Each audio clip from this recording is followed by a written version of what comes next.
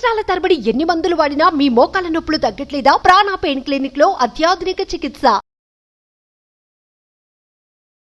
Suman TV presents అందమైన జీవితానికి స్వాగతం. నమస్తే కళ్యాణ్ గారు. నమస్తే జయ గారు. కళ్యాణ్ గారు, సహస్ర అనే ఒక అమ్మాయి మనకి మెయిల్ చేసిందండి. నెంబర్ ఆఫ్ మెయిల్స్ లో సహస్రాది మాత్రం తీసుకున్నాను. ఎక్స్పెక్టేషన్స్ కి అసలు అందని విషయం అనమాట. ఇలా కూడా జరుగుతున్నాయా అనే అంత ఆలోచన వచ్చిందండి నాకైతే. ఒక క్షణం నేను చదివింది కరెక్టా కాదని మళ్ళీ రీచెక్ చేశా. వెంటనే మీతో మాట్లాడించాలనిపించేసింది. ఒకసారి మాట్లాడతాను, కాల్ చేస్తాను.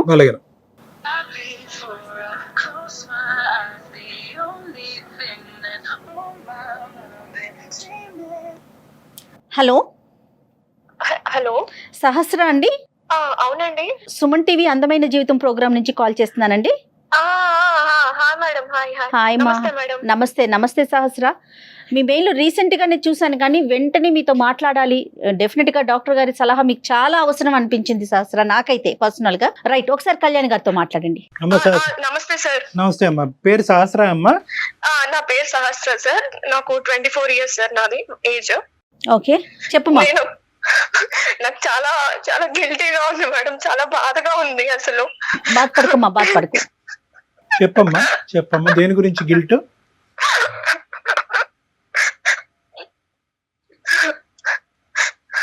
బాధపడకు తల్లి, చెప్పు, ఒకసారి మాట్లాడు. నేను చెప్పా కదండి, నేను 2-3 సార్లు రీచెక్ చేశా. చెప్పుమా. నేను ఒక ఇంటీరియర్ డిజైనర్ గా వర్క్ చేస్తున్నా మేడం, బెంగళూరులో. Very good. నేను చాలా కామ్ గోయింగ్ అండ్ చాలా డెడికేటెడ్ పర్సన్ మేడం. వర్క్ పట్ల గానీ చాలా రెస్పెక్టబుల్ పొజిషన్ లో ఉన్నాను మేడం నేను. అలాంటి టైంలో నేను ఒక నిండు ప్రాణాన్ని, పసి పిండాన్ని నేను చేతులారా చంపేశాను మేడం.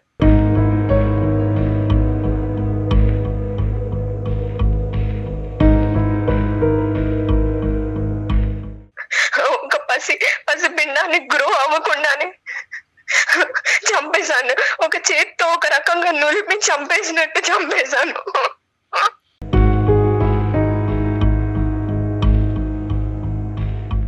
చెప్పినా ఏంటమ్మా, ఏం జరిగింది సహస్ర?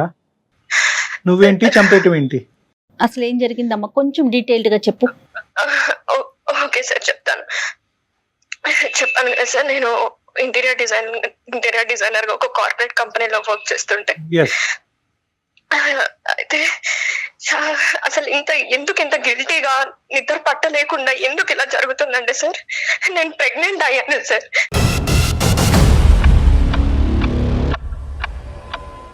నాకు తెలియకుండానే, నా నోటీస్ లో లేకుండానే నేను ప్రెగ్నెంట్ అయ్యాను సార్.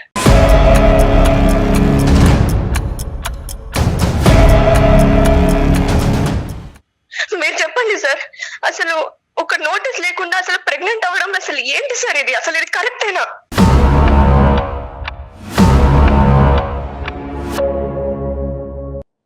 కరెక్టా రాంగా కాదమ్మా, అసలు ఎలా జరిగింది? ఒక 4 days బ్యాక్ నేను క్యాబ్ లో వెళ్తున్నాను సార్ ఆఫీస్ కి. ఓకే.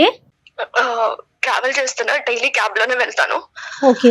వెళ్తుంటే సడన్ గా నేను క్యాబ్ లో ట్రావెల్ చేస్తున్నప్పుడు ఫెయింట్ అయ్యి కళ్ళు తిరిగిపోయి అక్కడే పడిపోయాను క్యాబ్ లో. ఆ విషయం నాకు కూడా తెలియదు. సో మా క్యాబ్ డ్రైవర్ సడన్ గా నన్ను తీసుకెళ్లిపోయి హాస్పిటల్ కి షిఫ్ట్ చేసేసాడు. అక్కడ హాస్పిటల్ కి వెళ్ళి అడ్మిట్ అయిన తర్వాత కొంచెం సేపటికి నాకు డాక్టర్స్ కానీ అక్కడ నర్సెస్ కానీ కంగ్రాచులేషన్ అని చెప్తున్నారు నాకు. ఏమైంది, నాకెందుకు కంగ్రాచులేట్ చెప్తున్నారు మేడం మీరు? What I have done? నాకెందుకు? నేను హాస్పిటల్లో ఉండడం ఏంటి, నేను కళ్ళు తిరిగి పడిపోవడం ఏంటి అని వాళ్ళని క్వశ్చన్ చేశాను. లేదమ్మా, ఇదిగో నీ రిపోర్ట్స్, ఇలా నీ బ్లడ్ శాంపిల్స్ మేము టెస్ట్ చేసాము, ఇదిగో నీ రిపోర్ట్స్, ప్రెగ్నెంట్ అయ్యావు, పాజిటివ్ వచ్చింది అని చెప్పారు. నేను పాజిటివ్ అవ్వడం ఏంటి? మీరు ఎవరి రిపోర్ట్స్ ఎవరికి తెచ్చిస్తున్నారు? Might be reports mismatch అయిపోయాయేమో, వేరే వాళ్ళ రిపోర్ట్ సినిమాలో చూపించినట్టు వాళ్ళ రిపోర్ట్ నాకు ఇచ్చారేమో, ఒకసారి చూసుకోండి అని వాళ్ళ మీద గోల పెట్టేశాను మేడం. లేదమ్మా, ఇది నీ పేరే, చూడు సహస్ర ఉంది, నీ ఏజ్ ఉంది, మీ క్యాబ్ డ్రైవరే అడ్మిట్ చేశారు. లేదు ఇది నాది కాదు అని నేను అక్కడ అల్లరి చేసేసి నేను ఇంకా వెంటనే రిటర్న్ అయిపోయాను నా రూమ్ కి. నేను ఉండే హాస్టల్లో, బెంగళూరులో హాస్టల్లో ఉంటాను, నేను వెళ్ళిపోయాను. అసలు రూమ్ కి వెళ్ళి ఏడుస్తున్నాను మేడం, బాధపడుతున్నాను. నేను చేయడం ఏంటి, నేను ప్రెగ్నెంట్ అవ్వడం ఏంటి, నా శాంపిల్స్ టెస్ట్ చేసి నేను పాజిటివ్ అవ్వడం ఏంటి అని కంగారు పడుతున్నాను మేడం. నిద్ర పట్టట్లేదు నాకు. అసలు ఏం జరిగింది మొత్తం మళ్ళీ ఒకసారి నేను టెస్ట్ చేసుకున్నాను మేడం. టెస్ట్ చేసుకుంటే మళ్ళీ ప్రెగ్నెన్సీ పాజిటివ్ వచ్చింది.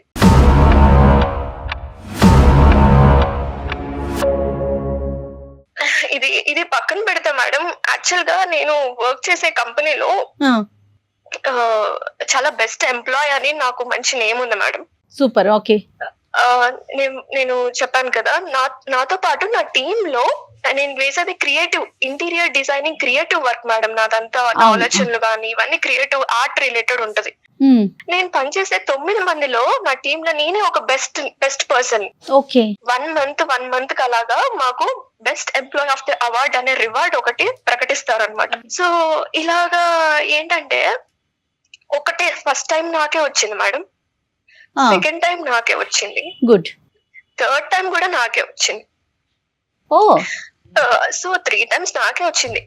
మా టీమ్ యాక్చువల్ గా మా బాస్ ఎలాంటి వాడంటే అందరు అమ్మాయిల మీద కన్ను వేయడం కంటే నా మీద కన్ను ఎక్కువ ఉండేది అతనికి.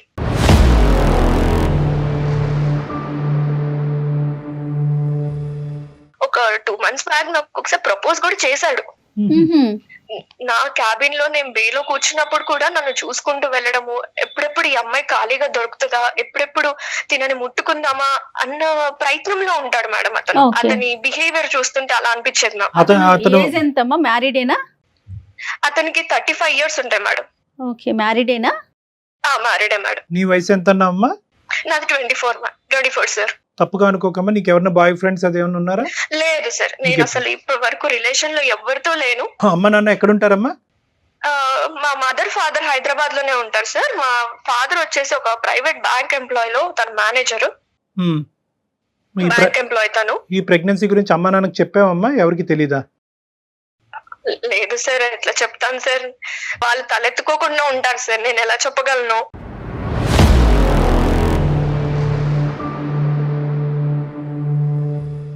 ఎవరితోనే షేర్ చేసుకున్నారా? మాకే ఫస్టా? మీకే ఫస్ట్ చెప్తున్నాను సార్, ఎందుకంటే నా బాధని చెప్పుకోలేక ఎవరితోటి, కొలీగ్స్ తో కానీ ఎవరితో చెప్పుకోలేక మళ్ళీ నన్ను డిగ్రేడ్ చేసి మళ్ళీ నన్ను వేలెత్తి చూపుతారని ఎవరికి చెప్పుకోలేదు సార్ నేను. ఈ బాస్ సంగతి కొద్దిగా చెప్పమ్మా.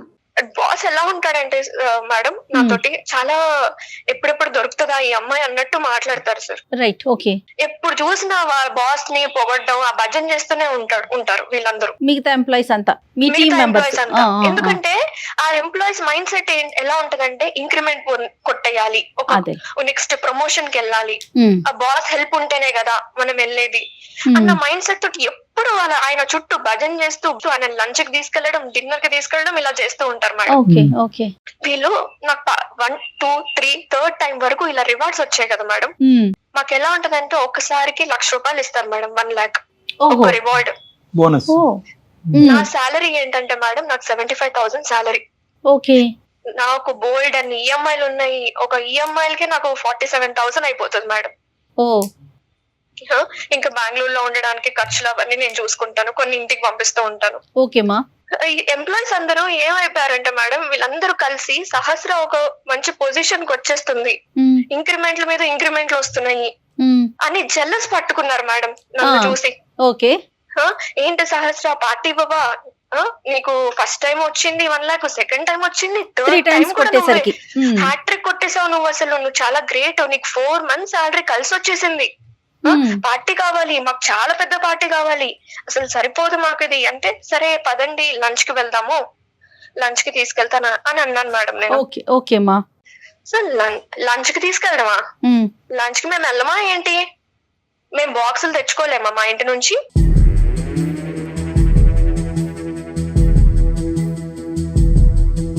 మేము ప్రిపేర్ చేసుకొని తెచ్చుకుంటాం. సరే డిన్నర్ కి వెళ్దాము, ఈ లంచ్ లో ఫుడ్ లు మాకొద్దు, ఎక్కడికన్నా దూరంగా మంచిగా అవుటింగ్ కి వెళ్దాం.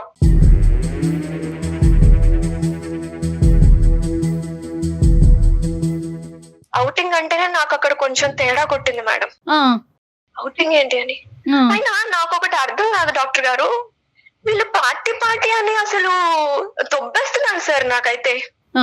చిన్న అది వాళ్ళేమన్నా నా ప్రాజెక్ట్ వర్క్ లో అన్నట్టు హెల్ప్ చేశారా వాళ్ళు? అమ్మ వెరీ కామన్ కదా సహస్ర, ఇది ఇప్పుడు ఒక ఆఫీస్ లో మనం కలిసి వర్క్ చేసుకునేటప్పుడు ప్రతి చిన్న ఇన్సిడెంట్ కి అదొక అంటే గెట్ టుగెదర్ లాగా అన్నమాట.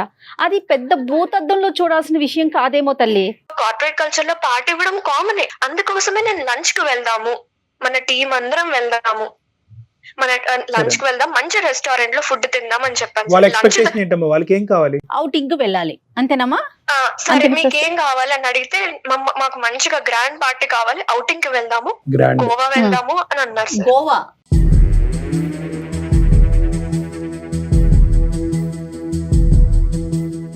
మేము బూస్ట్ చేయాలి, మేము ఆల్కహాల్ కన్స్యూమ్ చేసుకోవాలి, అక్కడ ఎంజాయ్ చేయాలి అన్నారు సార్. టీమ్ లో మొత్తం ఎంత మంది అంటే అమ్మాయిలు అబ్బాయిలు ఉన్నారమ్మా? అబ్బాయిలు అమ్మాయిలు ఇద్దరు ఉన్నారు మేడం. Okay okay. అనగానే నేను ఆల్కహాల్ తాగను కదా, బట్ నేను ఎలా వస్తాను అంటే, సరే నువ్వు ఆల్కహాల్ తీసుకోకు, మేము బూస్ట్ చేస్తాము, మీరు జస్ట్ కంపెనీ సహస్ర నువ్వు అంతే. నువ్వు తీసుకోవు కానీ మామూలుగా జనరల్ గా మీ పార్టీస్ లో ఆల్కహాల్ ఉంటదమ్మా? మద్యపానం ఉంటదా? ఉంటది సార్, ఉంటది. సో ఇదేం కొత్త ఏం కాదు. వాళ్ళు అడిగింది కూడా వాళ్ళు అడిగింది మాత్రం కొత్త ఏం కాదు. ఎటొచ్చి నువ్వు తాగవు అన్నది అందరికీ తెలుసు. నేను తాగను. నాతో పాటు నేను కొంచెం క్లోజ్ గా ఉండే ఒక అమ్మాయి ఉంటది నా పక్క క్యాబిన్ లో, కావ్య అని. ఆ అమ్మాయితోనే కొంచెం షేర్ చేసుకుంటూ ఉంటాను. అసలు నన్ను ఊపి రానివ్వలేదు సార్. అసలు ఇంకా వచ్చేంత వరకు ఇంకా వాళ్ళు ఫ్లైట్ టికెట్స్ అన్ని వాళ్ళు బుక్ చేసేసారు. మేము ఇలా చేసేస్తున్నాం, చేసేసిన తర్వాత నాకు స్క్రీన్ షాట్ పెట్టేశారు. Right, okay. So you are compelled to go అంతే. ఓవర్ నైట్ అమ్మా? ఓవర్ నైట్ స్టే అది? అవును sir, overnight stay. 2 days కి ప్లాన్ చేశారు సార్. వెళ్ళడము, అక్కడ ఒక రోజు స్టే చేయడం, మళ్ళీ రిటర్న్ అవ్వడము. సో ఇంకా నేను అక్కడ పార్టీ కల్చర్ లో కూర్చున్నాం సార్. వీళ్ళందరూ తాగుతున్నారు. అసలు ఆ గోవాలో అయితే నా కొలీగ్స్ అమ్మాయిలు అబ్బాయిలు అనే తేడా లేకుండా అందరూ తాగుతున్నారు సార్, నేను ఒక్కదాన్ని తప్ప.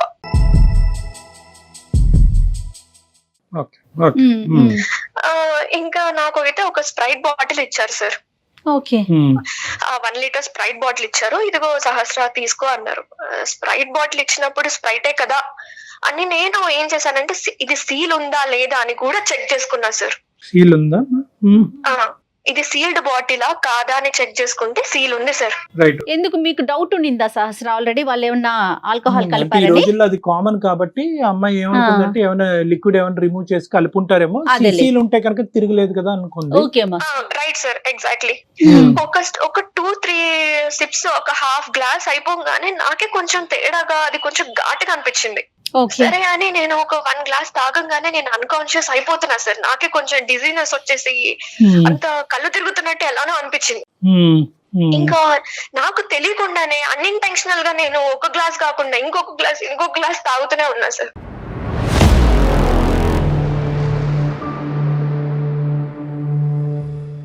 అలా నాకు వాళ్ళు ఇంటెన్సిఫై చేశారు సార్. అలాగా తాగిచ్చేలాగా, తాగు అన్నట్టు వాళ్ళు తాగుతూ నాకు పోస్తున్నారు. అయితే నేను ఆ సబ్ కాన్షియస్ అయ్యే టైంలో నేను చూసుకుంటే ఏంటంటే, ఆ టేబుల్ మీద కొంచెం స్ప్రైట్ లో నుంచి కారుతున్నట్టు, ఎవరో ఒక బాటిల్ ఒలకపోస్తే, గ్లాస్ తెలియకుండా ఒలకపోస్తే టేబుల్ మీద అంతా ఎలా స్ప్రెడ్ అయిపోతుందో మేడం, అలా స్ప్రెడ్ అయిపోయింది ఆ టేబుల్. బాటిల్ లో లీకేజ్ ఉంది.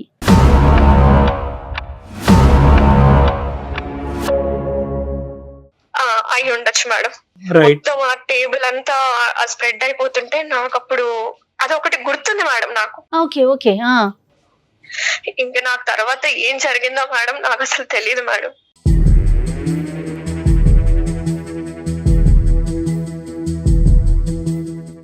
ఏం జరిగిందని ఆలోచించుకుంటే, నేను రీసెంట్ టైమ్స్ లో ఎవరెవరిని కలిసాను, ఎవరెవరు నన్ను కలిసారు అని ఆలోచించుకుంటే, గోవాకి గుర్తొచ్చింది మీకు. ఈ బాస్ కూడా వచ్చారమ్మా? నాకు తెలియదు మేడం, మీరు అన్నట్టు. అయితే నాకు కూడా ఇలాగే డౌట్ వచ్చింది మేడం, ఇలాగే బాస్ కూడా వచ్చాడా ఏంటి అని. అయితే నేను చెప్పాను కదా మేడం, నా పక్క బేలో ఉండే కావ్య అనే అమ్మాయి నాకు కొంచెం క్లోజ్ గా ఉంటది కాబట్టి, నాకు జరిగిన తర్వాత వెళ్ళిపోయాను ఇంటికి. మొన్న వెళ్ళి తనను కలిసి చెంపబెట్టి ఒక్కటి కొట్టేశాను మేడం గట్టిగా. అసలు ఏం జరిగింది నువ్వు చెప్తావా చెప్పవా? ఆ రోజు ఏం జరిగింది, నన్ను ఏం చేశారు, నేను తాగిన తర్వాత అన్కాన్షియస్ అయ్యి అక్కడి వరకే నాకు గుర్తుంది. తర్వాత ఏం చేశారు నన్ను చెప్తావా చెప్పవా అని బతిమలాడుకున్నాను మేడం. తర్వాత అమ్మాయిని, అమ్మాయి అసలు నోరిప్పట్లేదు, ఏం చెప్పట్లేదు మేడం అసలు. సో తనకి అంతా తెలిసేమో తెలిసేమో అని నేను ఇంకా తన కాళ్ళు కూడా పట్టుకున్నా మేడం, చెప్పమ్మా ప్లీజ్ ఏమైంది అని. అప్పుడు తను ఓపెన్ అప్ అయింది మేడం నా బాధను చూడలేక. ఓకే, అవును సహస్ర, పార్టీకి వెళ్ళాము. తర్వాత నిన్ను ఒక రూమ్ కి తీసుకెళ్లారు, షిఫ్ట్ చేశారు.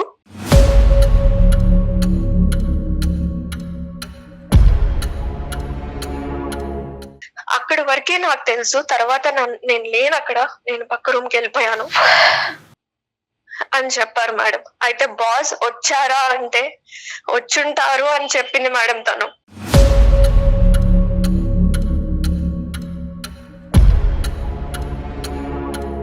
కదమ్మా, ఒక సీల్ తీనటువంటి బాటిల్ లోంచి ఎలా మిక్స్ చేస్తారమ్మా? నా అనుమానం అయితే ఆ టేబుల్ అంతా కారిపోయింది కాబట్టి సీల్ బాటిల్ అయితే అలాగే ఉంది సార్. కానీ ఏమన్నా ఇంజెక్ట్ చేసి ఉంటారనా? అయి ఉండొచ్చు సార్, ఇంజెక్ట్ చేసి ఎగ్జాక్ట్లీ ఉంటారు. కళ్యాణ్ గారు.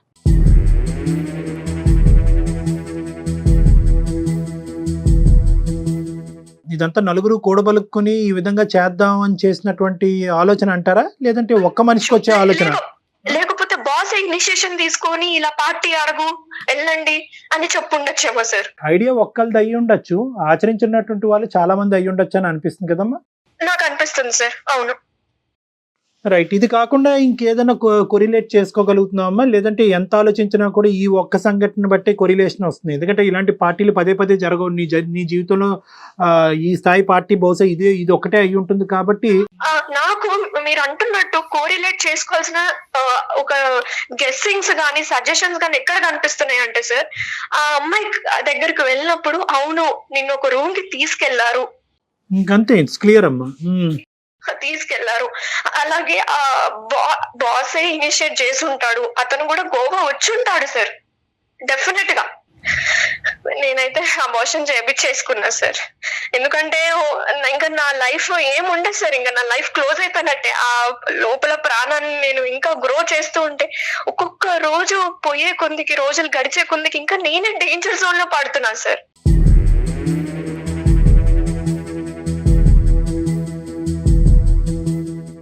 నేను మీకు ఎందుకు మెయిల్ చేశానంటే మేడం, అమ్మా నేను ప్రతి రోజు ప్రతి నిమిషం గిల్టీగా ఫీల్ అవుతున్నాను మేడం. నాకు అన్నం తినబుద్ధి కావట్లేదు, ఏం చేయబుద్ధి కావట్లేదు. ఒక్కదాన్నే రూమ్ లో ఉండి ఏడ్చుకుంటూ బతుకుతున్నాను మేడం. ప్రతి నిమిషం ఏదైనా పని స్టార్ట్ చేసినా సరే నాకు అదే గుర్తొస్తుంది.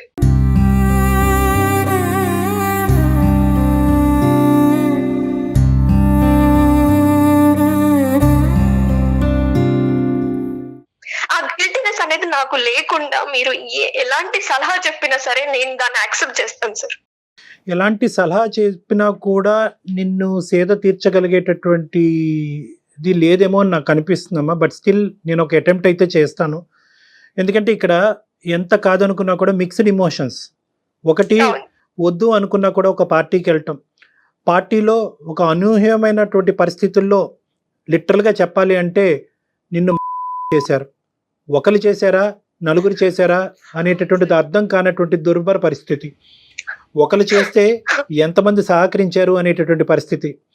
సో ఇలాంటి రకరకాల ప్రశ్నలు, వేధింపులు, ఆలోచనల మధ్యలో ఈరోజు నువ్వు గర్భవతి అవటం అనేటటువంటిది ఆ పుండు మీద చాలా కారం జల్లినట్టు అయింది. గర్భవతిగా ఉండటానికి నేను సమాజంలో తలెత్తుకోలేను, నా తల్లిదండ్రులకి సమాధానం చెప్పుకోలేను. ఏ తప్పు చేయనటువంటి నేను ఈరోజు ఒక పసికొందుని నేను భూప్రపంచం మీద తీసుకొచ్చి వాళ్ళకేం సమాధానం చెప్తాను అనేటటువంటి ఆలోచనతో, నీకు ఇష్టం లేకపోయినా నిన్ను నువ్వు చంపుకోవటం అనేటటువంటిది ఇంకా ఈజీ ఏమో, అలాంటి ఆలోచనతో నువ్వు అబార్షన్ చేయించుకున్నావు. అది కూడా చేయడానికి ట్రై చేశాను సార్. కానీ నేను అంత ఏదో సాధించాలి నా పేరెంట్స్ ఏమైపోతారు సార్, అది కూడా అమ్మా. ఇప్పుడు ఏంటంటే బహుశా నేను ఇలా లిస్ట్ చేసుకుంటూ పోతే కనుక దెబ్బ మీద దెబ్బ లిటరలీ ఏంటంటే నువ్వు మానసికంగా, శారీరకంగా చచ్చిపోయినంత పరిస్థితి ఏర్పడిందమ్మా ఇప్పుడు. అవును సార్, అవును. కాబట్టి నేను ఇందాక చెప్పే ముందే నిన్న ఒక మాట అన్నాను. బహుశా ఏ విధంగా నేను నీకు మాట్లాడగలిగితే కనుక నీ మనసులో వేదన, బాధ తగ్గుముఖం పడుతుంది అనేటటువంటిది. బట్ స్టిల్ నేనేమనుకుంటున్నానంటేనమ్మా, టుడే యు ఆర్ సేఫ్. నువ్వు సేఫ్గా ఉండి మానసిక పరమైనటువంటి బాధ అనేటటువంటి ఒక అంశం అయితే కనుక నువ్వు సేఫ్ గా ఉండి మాకు కాల్ చేసావు. అవును సార్, అవును. అది నాకు ఈ రోజు ఏంటంటే బహుశా ఇంకో ఆడపిల్ల నీ స్థానంలో ఉంటే కనుక ఇంకో నిర్ణయం తీసుకునేదేమో, ఆలోచన వరకే కాదు, అది ఏంటంటే అది ఆచరించేటటువంటి ప్రయత్నం కూడా, తన ప్రాణాలను తీసుకునేటటువంటి ప్రయత్నం చేసుండేదేమో. ఈ రోజు నువ్వు మాకు ఫోన్ చేయటం అన్నది నిజంగా నేను చాలా ఆనందపడుతున్నానమ్మా. Thank you. నిన్ను ఏం చేసుకోకుండా ఈ రోజు ఇక్కడైనా నాకు ఒక సలహా సూచన దొరుకుతుందేమో. నా బాధని ప్రధానంగా ఇటువంటి పరిస్థితుల్లో ఒక ఆడపిల్లకి కావాల్సింది ఏంటంటే తన బాధని పంచుకోవాలి, ఓదార్పు పంచుకోవాలి, ముందు మాట్లాడగలగాలి. అసలు ఈ అసహజమైనటువంటి పరిస్థితి నాకైనా ఎవరికన్నా ఉంటది. నాతో పాటు ప్రయాణించేటటువంటి వాళ్ళు ఇంత దుర్గతానికి, ఇంత భయంకరమైనటువంటి దానికి పూనుకునేటటువంటి దానికి అవకాశం ఉందా? నేను ఎక్కడన్నా తప్పు చేశానా? ఈ రోజు అబార్షన్ చేసుకుని నేను తప్పు చేశానా, మంచి చేశానా, నేనేంటి ఒక ప్రాణాన్ని తీయటం ఏంటి అనేటటువంటి ఇలాంటి రకరకాల ప్రశ్నలు, ఆ భారమైనటువంటి ప్రశ్నలు మోసుకుంటూ నువ్వు మా వరకు వచ్చావు. నిన్ను ఏమీ చేసుకోలేదు అనేటటువంటి అన్నిటికంటే నాకు ఆనందింపేటటువంటి అంశం. నీలాంటి పరిస్థితిలో ఉన్న ఆడపిల్లని ఫస్ట్ ప్రధానంగా నేనేమని చెప్తానంటే, ఇది నీకు జరిగింది ఎవరికి జరగకూడదు అంటే కనుక ఈ ప్రయాణం ఇక్కడి వరకు ఆగకూడదమ్మా. నీకు జరిగింది వేరే వాళ్ళకి జరగకూడదు అంటే కనుక ఇది గోప్యంగా దీన్ని ఇన్వెస్టిగేషన్ వరకు తీసుకెళ్ళగాలి, పోలీసుల వరకు తీసుకెళ్ళటం అనేది చాలా ఇంపార్టెంట్. సార్ లేదు సార్, కానీ అది మాత్రం చెప్పకండి సార్ ప్లీజ్. ఎందుకంటే నాకు ఆ పోలీస్ స్టేషన్ కి వెళ్ళి ఈ క్రైమ్ నన్ను నేను ఫేస్ చేసుకోవడానికి నాకంత ఇప్పుడు లేదు సార్ అంతా. అమ్మా ఆ మాట కూడా ఏ ఆడపిల్లకు కూడా, నీ స్థానంలో నిలబడినటువంటి ఏ ఆడపిల్లకు కూడా పోలీస్ స్టేషన్ వరకు వెళ్ళి మళ్ళీ ఈ కథ అంతా చెప్పి నువ్వే తప్పు చేసేవేమో, నీకెంతమంది బాయ్ ఫ్రెండ్స్ ఉన్నారు అనేటటువంటి ఇలాంటి రకరకాల ప్రశ్నలు, అనుమానాలు, ఇన్వెస్టిగేషన్స్ తట్టుకోలేక ఏ ఆడపిల్ల వెళ్ళటానికి ఇష్టపడదమ్మా. సహస్ర ఒకటే కాదు, ఈ పరిస్థితిలో ఉన్న ఏ ఆడపిల్ల ఎక్కడికన్నా వెళ్తాదేమో కానీ పోలీస్ స్టేషన్ వరకు వెళ్ళటానికి ఇష్టపడలేదు. కానీ నువ్వు అడిగినటువంటి రెండు అంశాల్లో ఒక ముఖ్యమైనటువంటి అంశం, నాలాంటిది వేరే ఆడపిల్లకి జరగకూడదు అంటే కనుక దానికి ఇది ఒక సొల్యూషన్ అన్నట్టుగా నేను చెప్తున్నాను. ఇది ప్రధానమైనటువంటి సొల్యూషన్ గా చెప్తున్నాను. ఎందుకంటే నీ ఆఫీస్లో వేరే ఆడపిల్లలు ఉన్నారు. ఇప్పుడు నువ్వు రేపు రిజైన్ చేసావు అనుకో, ఆ స్థానంలో వచ్చి కూర్చునేటటువంటి వేరే ఆడపిల్లలకి జరగదు అనేటటువంటి గ్యారంటీ ఏంటి? పోలీస్ స్టేషన్ అనగానే తను పోలీసులు మగవారే ఉంటారు అనుకుంటుందేమో. షీ టీమ్స్ ఉన్నాయి అమ్మా ఇప్పుడు ఇవాళ రేపు మనకి. అంటే ఇప్పుడు ఏంటంటే తన ఆలోచన ఏంటంటే కనుక ఇప్పుడే ఇది ఏంటి, ఇది ఏం జరిగింది అనేటటువంటి ఒక క్లారిటీ వస్తుంది. ఎందుకంటే ఇప్పుడుకొచ్చి నువ్వు ఎవరితోనే మాట్లాడలేదమ్మా. ఫస్ట్ టైం నువ్వు మాతో మాట్లాడటం వల్ల నీకు ఒక డిఫరెంట్ వ్యూ పాయింట్, ఒక డిఫరెంట్ ఆలోచన. బహుశా నేను ఒక్కదాన్నే కాదు, ఇలాంటి సఫర్ అయ్యేటటువంటి చాలా మంది ఆడపిల్లలు ఉన్నారు, వాళ్ళు ఏం చేసుంటారు అనేటటువంటిది మొట్టమొదటిసారిగా నువ్వు మా నోటి వెంట వింటున్నావు. కాబట్టి నువ్వు కూల్గా కూర్చొని ఆలోచిస్తే కనుక, ఓహో బహుశా నేను ఇలా చేయొచ్చు, నేనేమి ఇక్కడ తప్పు చేయలేదు. ప్రధానమైనటువంటి అంశం నువ్వు ఇక్కడ గుర్తుపెట్టుకోవాల్సింది ఏంటంటే, సహస్ర అనేటటువంటి ఈ అమ్మాయి ఏ తప్పు చేయలేదు, ఇంక్లూడింగ్ ఏ తప్పు చేయలేదు. నువ్వు ఎప్పుడు కరెక్ట్గా నీ తల్లిదండ్రులు ఏ నమ్మకంతో అయితే కనుక నేను బెంగళూరు పంపించి అక్కడ ఒంటరిగా నీ చేత ఉద్యోగం చేపిస్తున్నారు, నీ కళనే నువ్వు నమ్ముకున్నావు, నీ కెరియర్ని నేను నమ్ముకున్నావు, కాబట్టి దాని మీద నువ్వు నిలబడ్డావు. సో అప్పుడు సహస్ర ఒకటే, ఇప్పుడు సహస్ర ఒకటే. ఎప్పుడు కూడా నువ్వు క్లియర్ అండ్ క్లారిటీగానే ఉన్నావు, నువ్వు ఎప్పుడు కూడా ఆనిముత్యంలాగే ఉన్నావు. కాబట్టి నువ్వు బాధపడవలసినటువంటి అవసరం లేదు. నెంబర్ 1, పోలీసుల వరకు వెళ్ళటం అనేటటువంటి అంశం వెనకతల చాలా ఇంపార్టెంట్ ఆస్పెక్ట్ ఉందమ్మా. అంటే నన్ను ఇలా చేసినటువంటి వాళ్ళు శిక్షించడం అనేటటువంటిది కాదు, ఇలా చేయకపోతే కనుక, నువ్వు అలా నమ్మి ఆ దారిలో వెళ్ళకపోతే కనుక రేపొద్దున వాళ్ళు ఏమనుకుంటారు, ఓ ఆడపిల్లలు అంటే కనుక మనం ఇలా వాడుకోవచ్చు.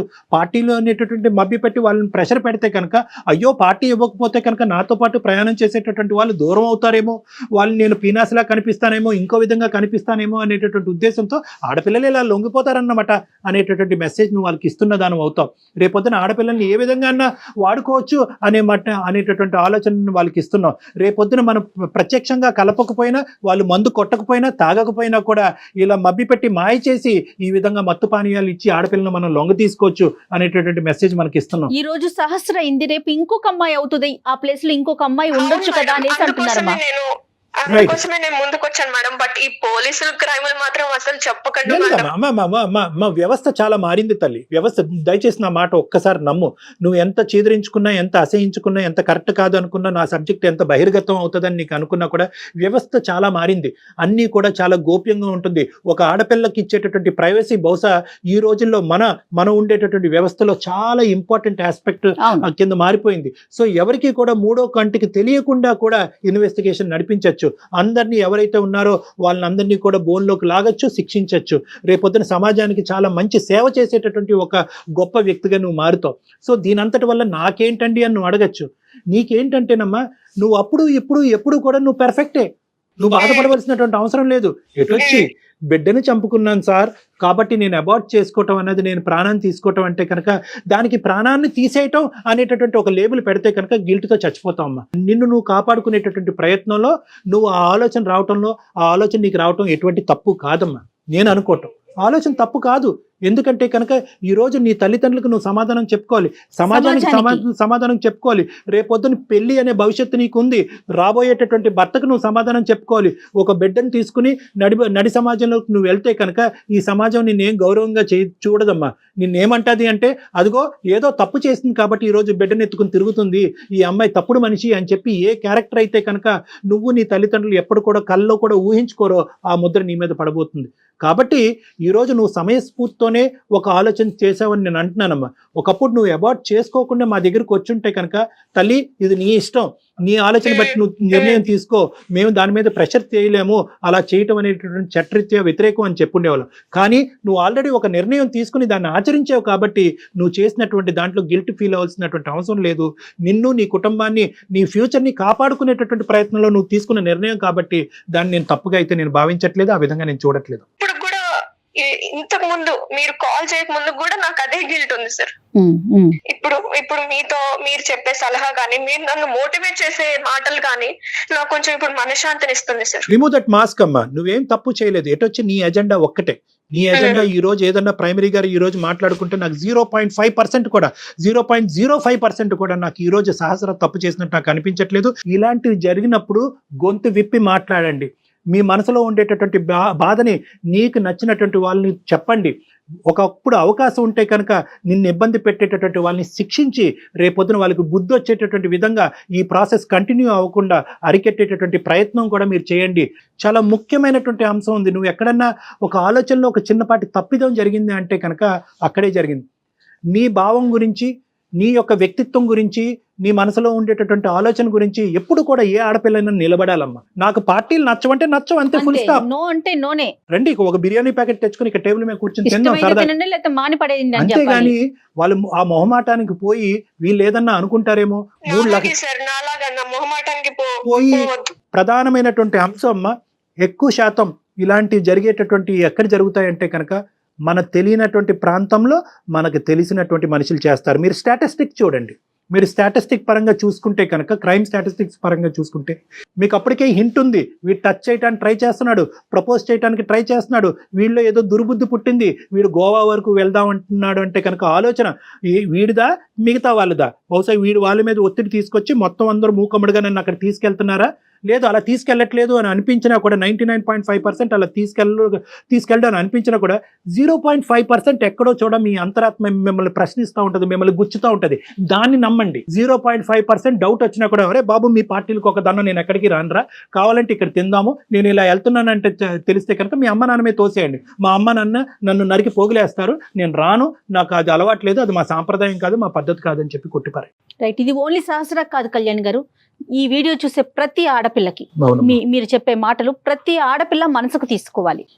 సహస్ర అందుకోసమే సార్ ప్రతి అమ్మాయి ఇలాంటి సిచ్యువేషన్ ఇది కాకపోయినా వేరే రకంగా, పార్టీ కాకపోయినా వేరే రకంగా ఫేస్ చేస్తున్నారు సార్. జరగకుండా ఉండాలి. అమ్మ, నీకున్న టాలెంట్, నీకున్న స్కిల్, నీకుండేటటువంటి బలాలకి నీకు ఎక్కడైనా కూడా రెడ్ కార్పెట్ వేసి జాబ్ వస్తారు. కాబట్టి తక్షణ కర్తవ్యం నువ్వు ఇమీడియట్ గా ఏంటంటే ఈ ఉద్యోగానికి రిజైన్ చేయి.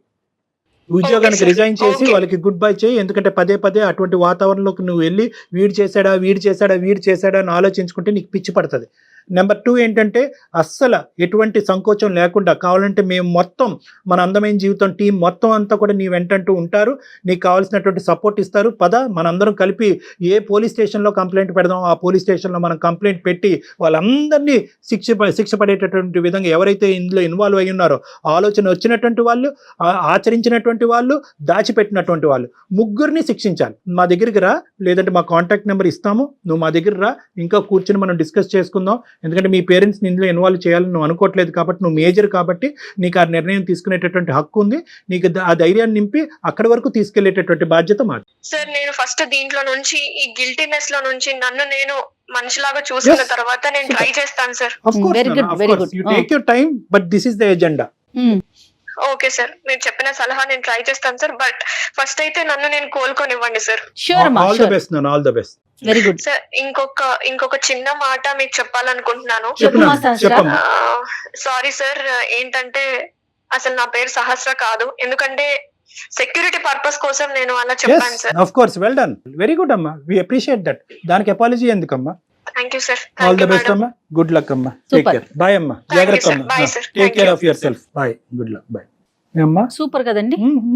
అంటే ఇది జరుగుతుందమ్మా, ఇది సమాజంలో ఈ రోజు సహస్ర లాంటి అమ్మాయిలు శతకోటి మంది ఉన్నారు. అవును. బయటికి రావాలి, ఈ రోజు నేరాలు ఆపాలి అంటే కనుక నేరం జరిగిన తను తర్వాత శిక్షించడం. భయపడుతోంది కదా కళ్యాణ్జీ. Of course, ఎందుకంటే కానీ మళ్ళీ నలుగురు వల్ల మళ్ళీ ఏమన్నా రేపు ఫ్యూచర్ లో ప్రాబ్లం రావచ్చేమో. కాకపోతే మనం అనుకున్నట్లుగా చట్టాలు చాలా గోప్యంగా తమ పని తాము Yes. చేసుకుంటూ పోతున్నాయండి. డెఫినెట్ గా మనం చట్టాన్ని గౌరవించాల్సిన పరిస్థితి ఉంది ఇక్కడ కూడా. రైట్. థ్యాంక్ యూ కళ్యాణ్ గారు. థ్యాంక్ యూ నమస్తే. జగన్.